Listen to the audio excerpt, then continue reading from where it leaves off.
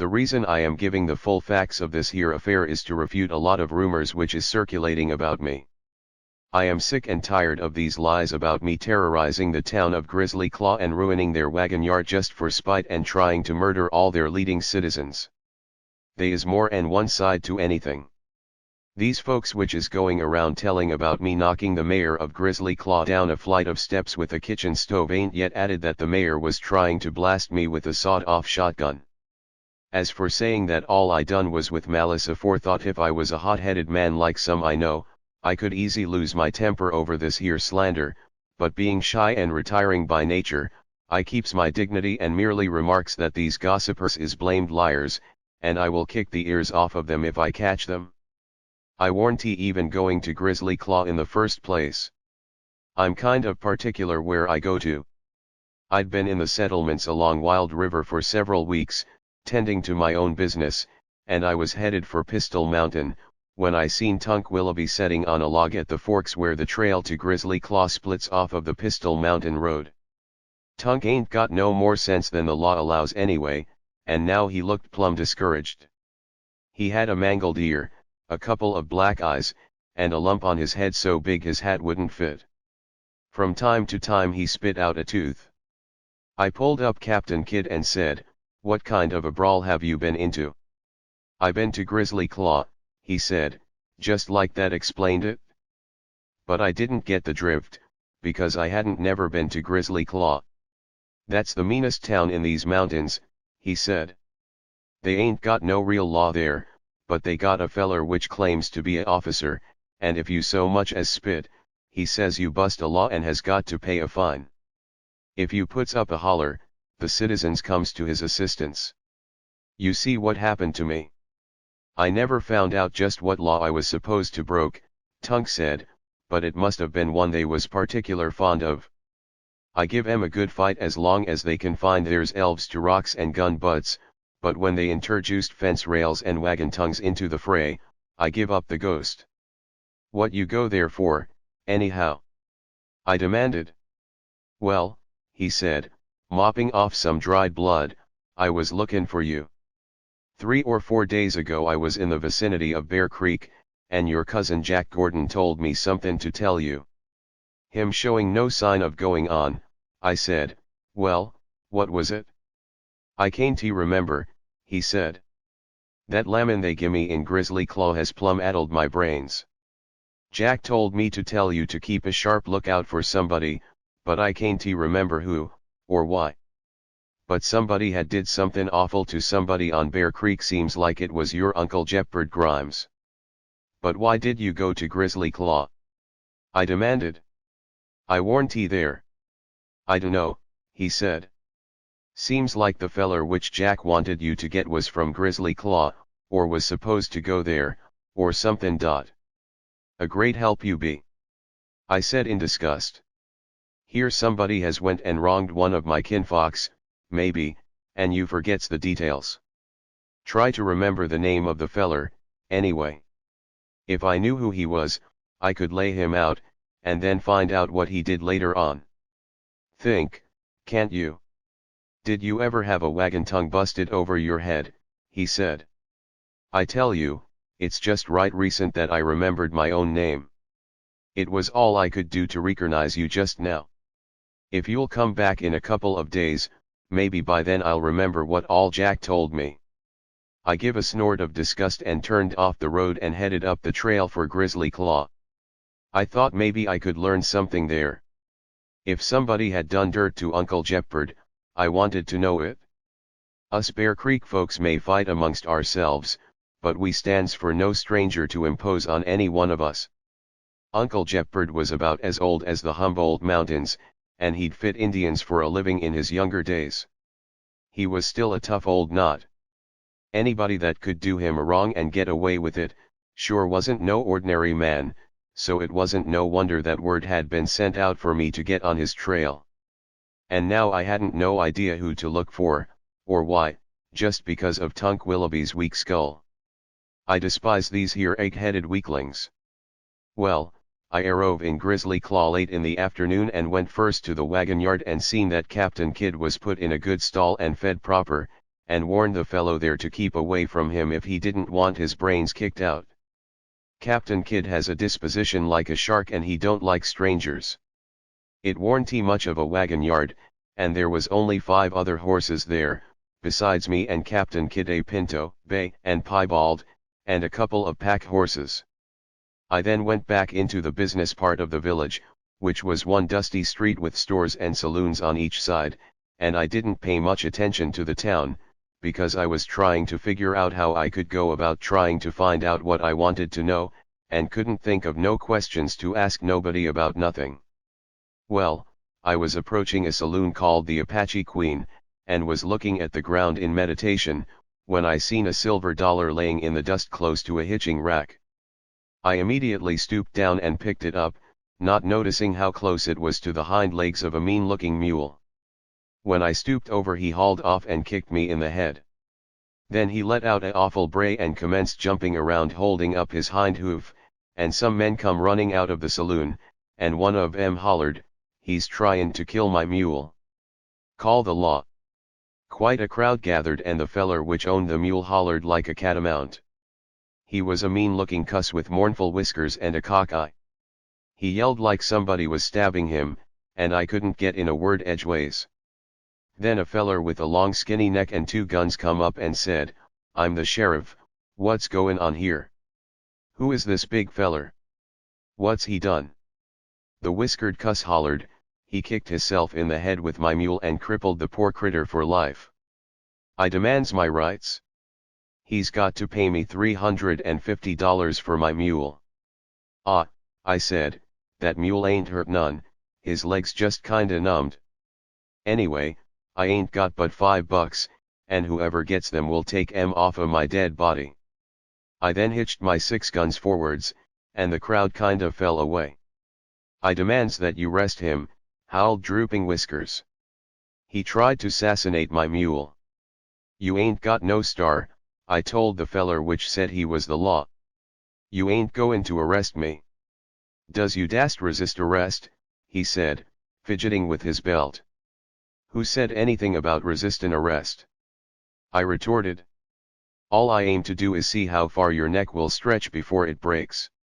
Don't you dast lay hands on a officer of the law," he squawked, backing away in a hurry. I was tired of talking and thirsty, so I merely give a snort and turned away through the crowd towards a saloon, pushing 'em right and left out of my way. I saw 'em gang up in the street, talking low and mean, but I give no heed. They wasn't nobody in the saloon except the barman and a gangling cowpuncher which had draped hisself over the bar. I ordered whiskey, and when I had drank a few fingers of the rottenest muck I believe I ever tasted, I give it up in disgust and throwed the dollar on the bar which I had found, and was starting out when the barkeeper hollered, "Hey!" I turned around and said courteously, "Don't you yell at me like that, you bat-eared buzzard. What you want?" "This here dollar ain't no good," he said, banging it on the bar. "Well, neither is your whiskey," I snarled, because I was getting mad. "So that makes us even. I am a long-suffering man, but it looked like everybody in Grizzly Claw was out to gyp the stranger in their midst. You can't run no blazer over me," he hollered. "You gimme a real dollar, or else dash." He ducked down behind the bar and come up with a shotgun, so I taken it away from him and bent the barrel double across my knee and throwed it after him as he run out the back door hollering, "Help, murder." The cowpuncher had picked up the dollar and bit on it, and then he looked at me very sharp, and said, "Where did you get this?" "I found it, if it's any of your darn business," I snapped, because I was mad. Saying no more, I strode out the door, and the minute I hit the street somebody let bam at me from behind a rain barrel across the street and shot my hat off. So I slammed a bullet back through the barrel, and the feller hollered and fell out in the open yelling blue murder. It was the feller which called hisself the sheriff, and he was drilled through the hind leg. I noticed a lot of heads sticking up over window sills and around doors, so I roared, "Let that be a warnin' to you Grizzly Claw coyotes. I'm Breckenridge Elkins from Bear Creek up in the Humboldts, and I shoot better in my sleep than most men does wide awake. I then lent emphasis to my remarks by punctuating a few signboards and knocking out a few winder panes, and everybody hollered and ducked. So I shoved my guns back in their scabbards and went into a restaurant.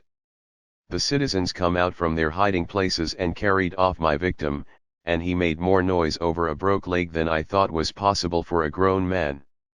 There was some folks in the restaurant, but they stampeded out the back door as I come in at the front, all except the cook, which tried to take refuge somewhere else. "Come outta there and fry me some bacon," I commanded, kicking a few slats out of the counter to add point to my request. It disgusts me to see a grown man trying to hide under a stove. I am a very patient and good-natured human, but Grizzly Claw was getting under my hide. So the cook come out and fried me a mess of bacon and ham and eggs and pertaters and sourdough bread and beans and coffee, and I eat 3 cans of cling peaches.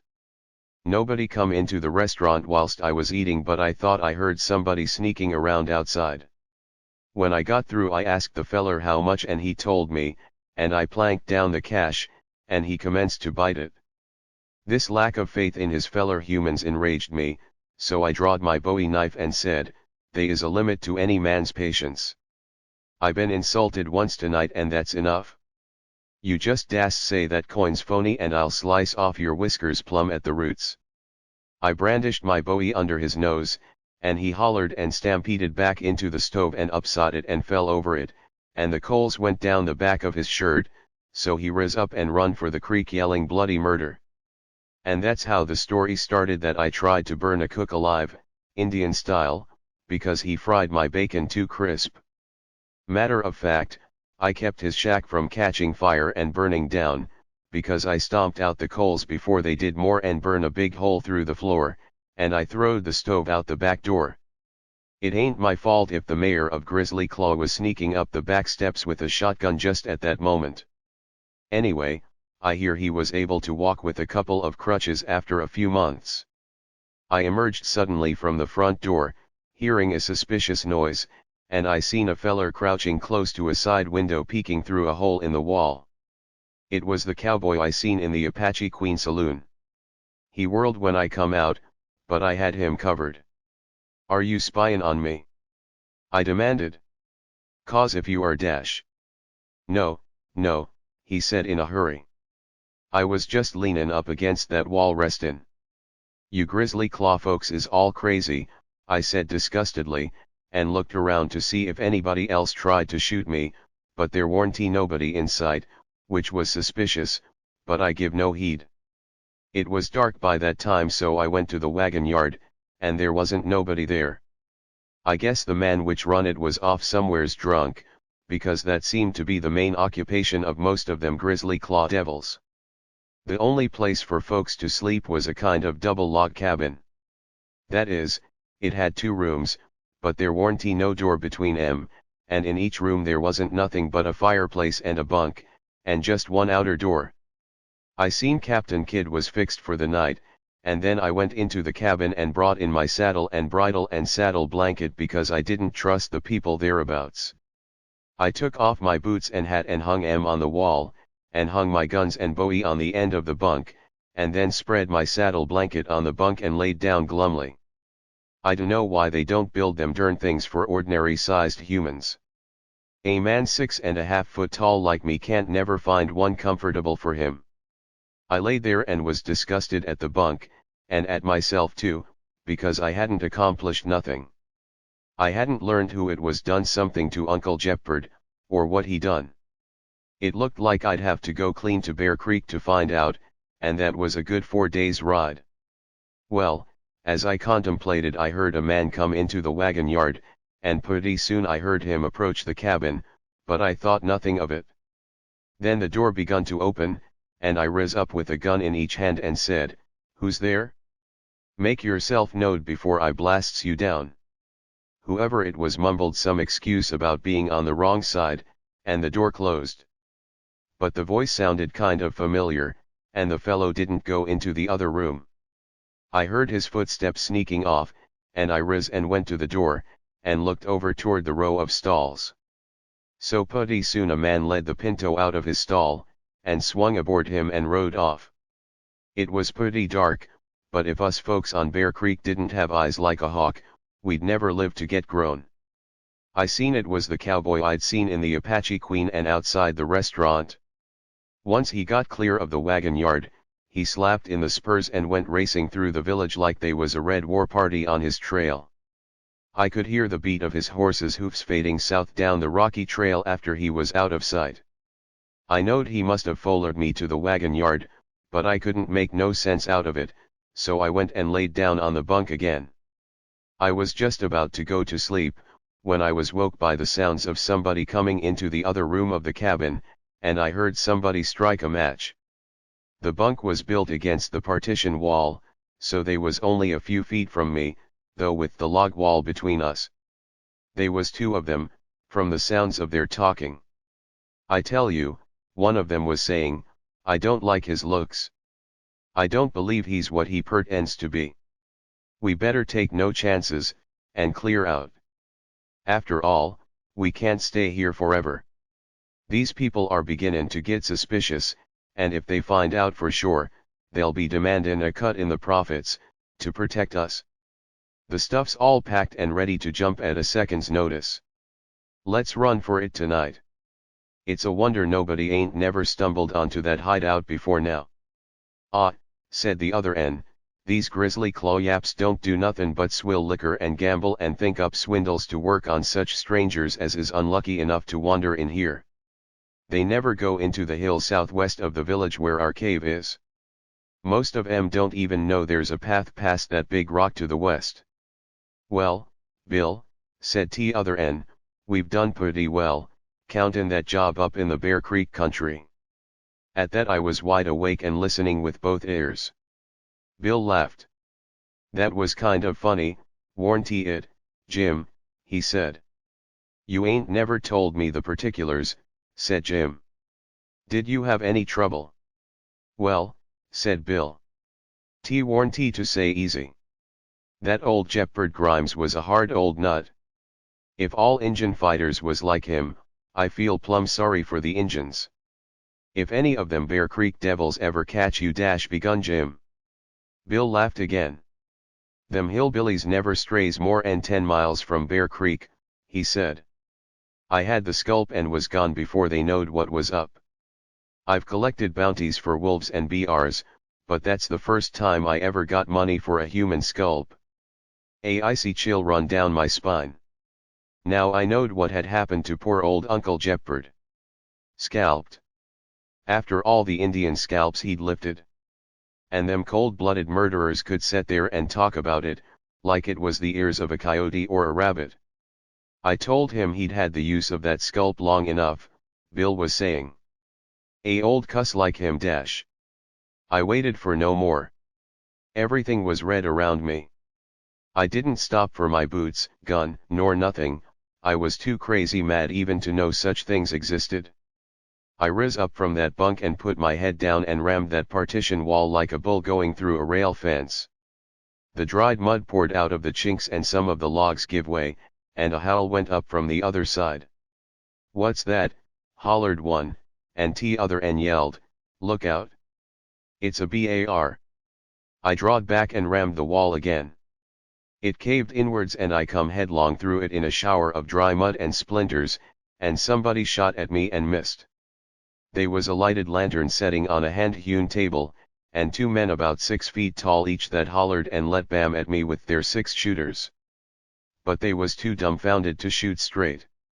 I gathered 'em to my bosom and we went backwards over the table, taking it and the lantern with us, and you ought to have heard them critters howl when the burning oil splashed down their necks. It was a dirt floor so nothing caught on fire, and we was fighting in the dark, and they was hollering, "Help! Murder! We are bane sass in at. Release go my ear." And then one of 'em got his boot heel wedged in my mouth, and whilst I was twisting it out with one hand, the other end tore out of his shirt which I was gripping with t'other hand, and run out the door. I had hold of the other feller's foot and commenced trying to twist it off, when he wrenched his leg out of the boot, and took it on the run. When I started to follow him I fell over the table in the dark and got all tangled up in it. I broke off a leg for a club and rushed to the door, and just as I got to it a whole mob of folks come surging into the wagon yard with torches and guns and dogs and a rope, and they hollered, "There he is, the murderer, the outlaw, the counterfeiter, the house burner, the mule killer." I seen the man that owned the mule, and the restaurant feller, and the barkeeper and a lot of others. They come roaring and bellowing up to the door, hollering, "Hang him! Hang him! String the murderer up!" And they begun shooting at me, so I fell amongst 'em with my table leg and laid right and left till it busted. They was packed so close together I laid out 3 and 4 at a lick and they hollered something awful. The torches was all knocked down and trampled out except them which was held by fellers which danced around on the edge of the mill, hollering, "Lay hold on him! Don't be scared of the big hillbilly! Shoot him! Knock him in the head!" The dogs having more sense than the men, they all run off except one big mongrel that looked like a wolf, and he bit the mob oftener he did me. They was a lot of wild shooting and men hollering, "Oh, I'm shot! I'm killed! I'm dyin'," and some of them bullets burnt my hide they come so close, and the flashes singed my eyelashes, and somebody broke a knife against my belt buckle.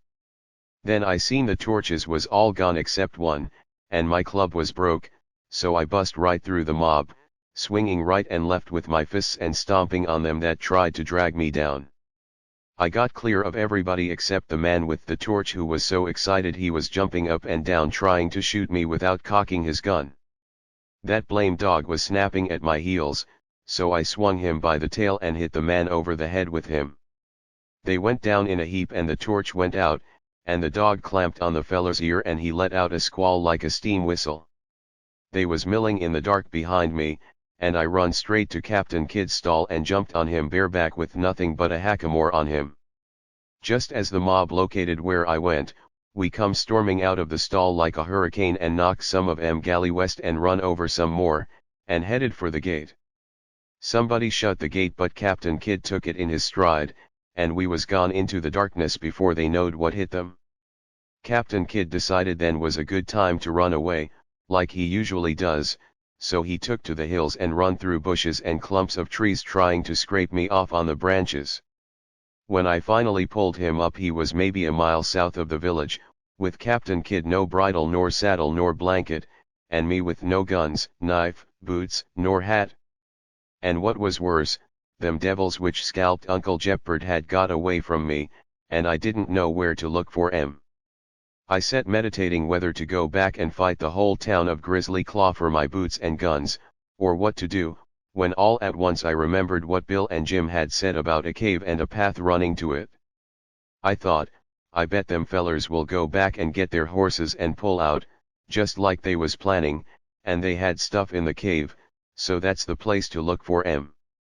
I hoped they hadn't already got the stuff, whatever it was, and gone. I knowed where that rock was, because I'd seen it when I come into town that afternoon, a big rock that jutted up above the trees about a mile to the west of Grizzly Claw. So I started out through the brush, and before long I seen it looming up against the stars, and I made straight for it. Sure enough, there was a narrow trail winding around the base and leading off to the southwest. I followed it, and when I'd went nearly a mile, I come to a steep mountainside, all clustered with brush. When I seen that I slipped off and led Captain Kidd off the trail and tied him back amongst the trees. Then I crope up to the cave which was pretty well masked with bushes. I listened, but everything was dark and still, but all at once, away down the trail, I heard a burst of shots, and what sounded like a lot of horses running. Then everything was still again, and I quick ducked into the cave, and struck a match. There was a narrow entrance that broadened out after a few feet, and the cave run straight like a tunnel for maybe 30 steps, about 15 foot wide, and then it made a bend. After that it widened out and got to be pretty big, 50 feet wide at least, and I couldn't tell how far back into the mountain it run. To the left the wall was very broken and notched with ledges, might nigh like stair steps, and when the match went out, away up above me I seen some stars, which meant that there was a cleft in the wall or roof away up on the mountain somewheres. Before the match went out, I seen a lot of junk over in a corner covered up with a tarpaulin, and when I was fixing to strike another match I heard men coming up the trail outside. So I quick clumb up the broken wall and laid on a ledge about 10 feet up and listened. From the sounds as they arrived at the cave mouth, I knowed it was 2 men on foot, running hard and panting loud. They rushed into the cave and made the turn, and I heard 'em fumbling around. Then a light flared up and I seen a lantern being lit and hung up on a spur of rock. In the light I seen them 2 murderers, Bill and Jim, and they looked plumb dilapidated. Bill didn't have no shirt on and the other end was wearing just 1 boot and limped. Bill didn't have no gun in his belt neither, and both was mauled and bruised, and scratched, too, like they'd been running through briars. "Look here," said Jim, holding his head which had a welt on it which was likely made by my fist. "I ain't certain in my mind as to just what all has happened.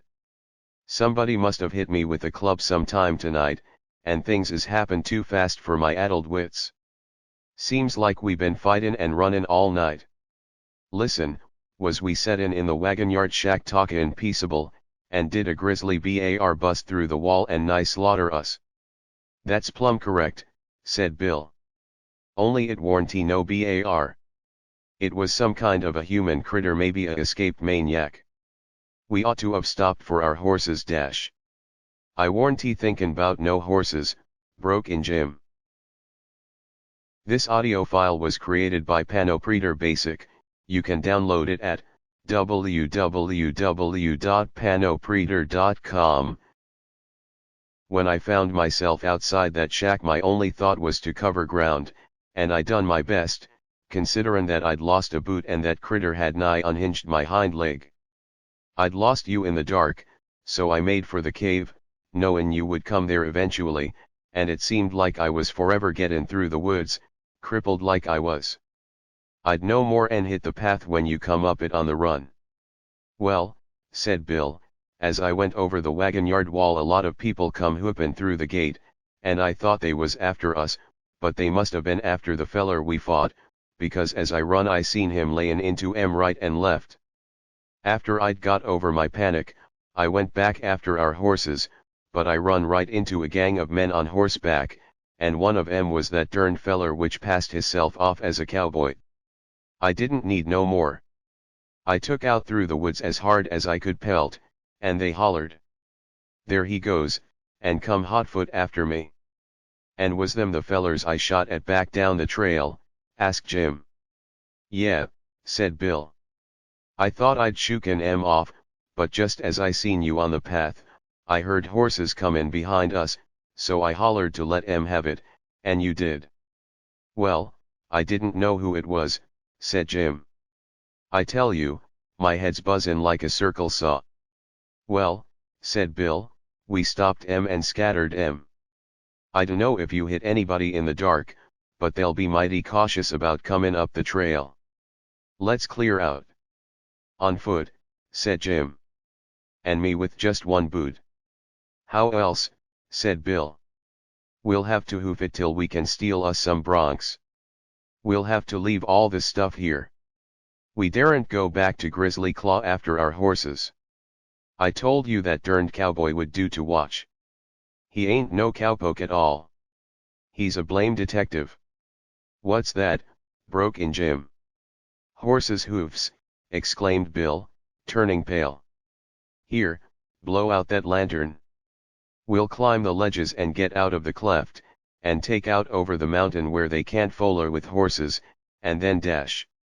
It was at that instant that I launched myself off of the ledge on top of 'em. I landed with all my 290 pounds square on Jim's shoulders, and when he hit the ground under me he kind of spread out like a toad when you step on him.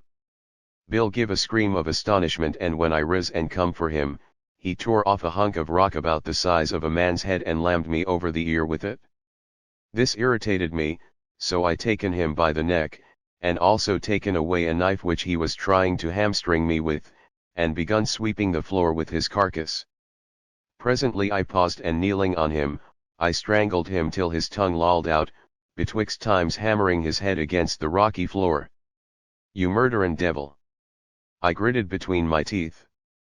"Before I varnish this here rock with your brains, Tell me why you taken my Uncle Jeopard's scalp.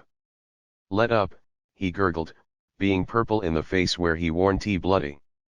They was a dude travelin' through the country and collectin' souvenirs, and he heard about that scalp and wanted it.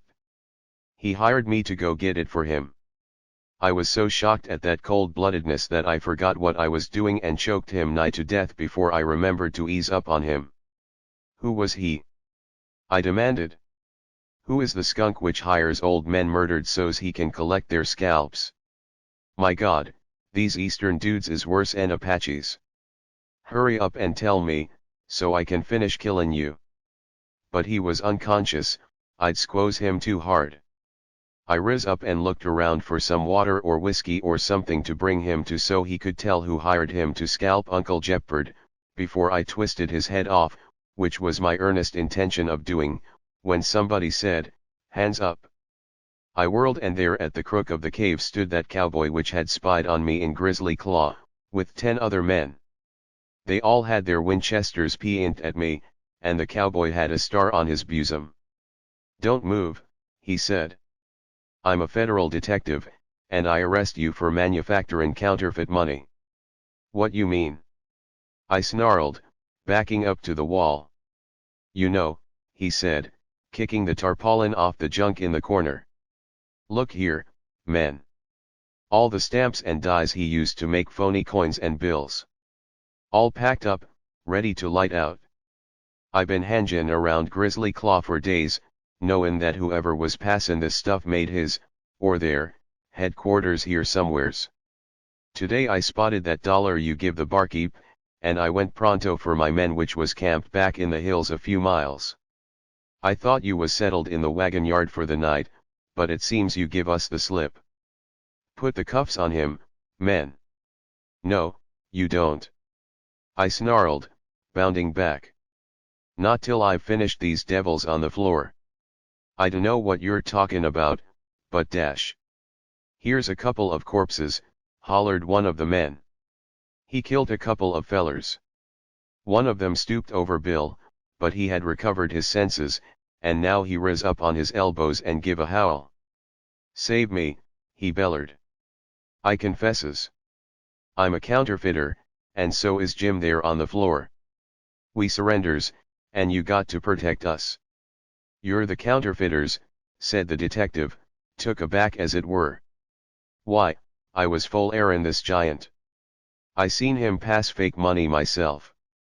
We got to the wagon yard a while after he'd run off, but we seen him duck in the woods not far from there, and we been chasin' him. He opened fire on us down the trail while ago dash." "That was us," said Bill. "It was me you was chasin'. He must have found that money, if he had fake stuff. I tell you, we're the men you're after, and you got to protect us. I demands to be put in the strongest jail in this state, which even this here devil can't bust into." "And he ain't no counterfeiter," said the detective. "He ain't nothin' but a man-eater," said Bill. "Arrest us and take us out of his reach." "No," I roared, clean beside myself. "They belongs to me. They scalped my uncle. Give 'em knives or gun or somethin' and let us fight it out." "Can't do that," said the detective. "They're federal prisoners. If you got any charge against them, they'll have to be indicted in the proper form." His men hauled 'em up and handcuffed 'em and started to lead 'em out. "Blast your souls!" I raved. "Does you mean to protect a couple of dirty scalpers? I'll dash." I started for 'em and they all peint their Winchesters at me. "Keep back," said the detective. "I'm grateful for you leadin' us to this den, and layin' out these criminals for us, but I don't hanker after no battle in a cave with a human grizzly like you." "Well, what could a feller do? If I'd had my guns, or even my knife, I'd have taken a chance with the whole 11, officers or not, I was that crazy mad. But even I can't fight 11.45 to 90s with my bare hands." I stood speechless with rage whilst they filed out, and then I went for Captain Kidd in a kind of a daze. I felt wuss 'en a horse thief. Them fellers would be put in the pen safe out of my reach, and Uncle Jeopard's scalp was unavenged. It was awful. I felt like bawling. Time I got my horse back onto the trail, the posse with their prisoners was out of sight and hearing. I seen the only thing to do was to go back to Grizzly Claw and get my outfit, and then foller the posse and try to take their prisoners away from 'em some way. Well, the wagon yard was dark and still. The wounded had been carried away to have their injuries bandaged, and from the groaning that was still coming from the shacks and cabins along the street, the casualties had been plenteous. The citizens of Grizzly Claw must have been shook up something terrible, because they hadn't even stole my guns and saddle and things yet. Everything was in the cabin just like I'd left 'em. I put on my boots, hat, and belt, saddled and bridled Captain Kidd and sought out on the road I knowed the posse had taken. But they had a long start on me, and when daylight come I hadn't overtook 'em. But I did meet somebody else. It was Tunk Willoughby riding up the trail, and when he seen me he grinned all over his battered features. "Hey, Breck," he said. "After you left I sot on that log and thunk, and I finally remembered what Jack Gordon told me, and I started out to find you again and tell you. It was this," he said, "to keep a close lookout for a fellow from Grizzly Claw named Bill Jackson, which had gypped your Uncle Jeopard in a deal." "What?" I said. "Yeah," said Tunk. "He bought something from Jeopard and paid him in counterfeit money. Jeopard didn't know it was phony till after the feller had plumb got away," said Tunk, "and Bane, as he was too busy dryin' some bar meat to go after him, he sent word for you to get him." "But the scalp dash," I said wildly. "Oh," said Tunk, "that was what Jeopard sold the feller. It was the scalp Jeopard took off a old Yeller Eagle, the Comanche war chief, 40 years ago, and been keepin' for a souvenir. Seems like a Eastern dude heard about it and wanted to buy it, but this Jackson must have kept the money he give him to get it with, and give Jeopard phony cash. So you see everything's alright, even if I did forget a little, and no harm did dash. And that's why Tunk Willoughby is going around saying I am a homicidal maniac, and run him 5 miles down a mountain and tried to kill him, which is a exaggeration, of course. I wouldn't have killed him if I could have caught him. I would merely have raised a few knots on his head and tied his hind legs in a bow knot around his fool neck and done a few other little things that might have improved his memory.